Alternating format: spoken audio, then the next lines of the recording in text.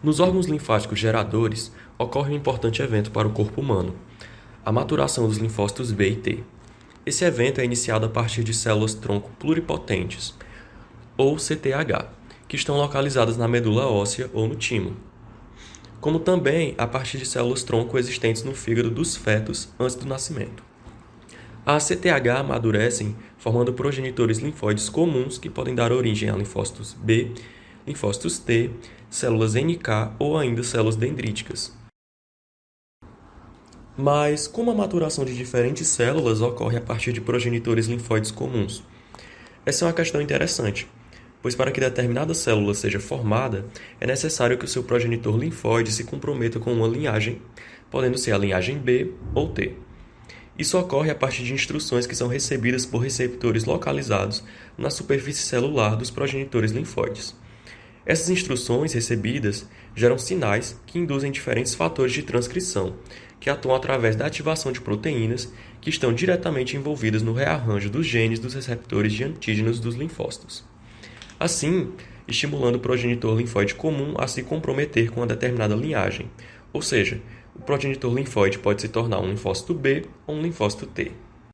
Em progenitores linfóides que se comprometem em se desenvolverem em linfócitos B, o locus das cadeias pesadas de imunoglobulinas é o primeiro a ficar acessível para as proteínas que irão atuar no rearranjo somático dos segmentos gênicos, dando origem a um exon que será transcrito, culminando na expressão dos genes da cadeia pesada do receptor de antígenos para linfócitos B. Já em progenitores que se comprometem a se desenvolverem em linfócitos T alfa-beta, o locus beta é o primeiro locus que fica acessível para as proteínas que irão atuar no rearranjo somático dos segmentos gênicos, assim formando um exon que também será transcrito e expressado, formando a cadeia beta do receptor de antígenos para linfócitos T, ou TCR. Dessa forma, uma vez que os progenitores linfóides comuns se comprometem com uma das linhagens, ou seja, expressam a cadeia pesada da imunoglobulina de forma bem-sucedida e se tornam comprometidos a se desenvolverem em linfócitos B, ou expressam a cadeia beta do TCR de forma bem-sucedida e se tornam comprometidos a se desenvolverem em linfócitos T. Em seguida, passam a se proliferar a partir de sinais provenientes da citocina IL-7, formando linfócitos pré-B ou pré-T.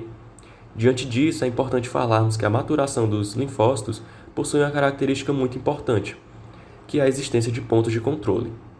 O primeiro ponto de controle é justamente o momento da maturação em que são formados pré-receptores, sendo eles a cadeia pesada da imunoglobulina, em uma célula comprometida com a linhagem B, ou a cadeia beta do TCR, em uma célula comprometida com a linhagem T.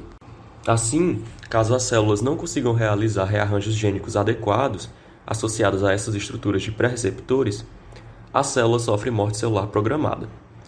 Pois uma vez que os pré-receptores são formados em progenitores linfóides comuns, que se comprometeram com alguma das duas linhagens, vai ocorrer o fornecimento de sinais para a sobrevivência, proliferação e a contínua maturação dessas células, formando pré-B e pré-T. Dessa forma, as células pré-B e pré-T, que possuem seus pré-receptores adequadamente funcionais, continuam se desenvolvendo nos órgãos linfáticos geradores e acabam por desenvolver os seus receptores de antígenos de forma completa.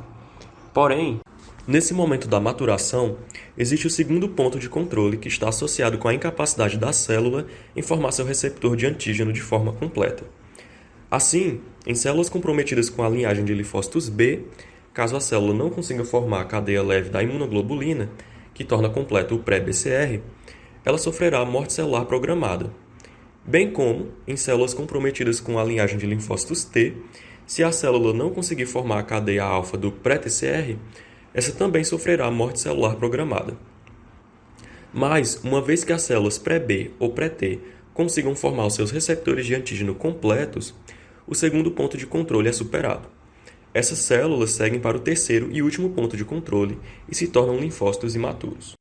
Esse último ponto de controle é de extrema importância diante de doenças autoimunes, pois ocorre a seleção dos linfócitos imaturos de acordo com o reconhecimento que esses linfócitos realizam diante de antígenos próprios.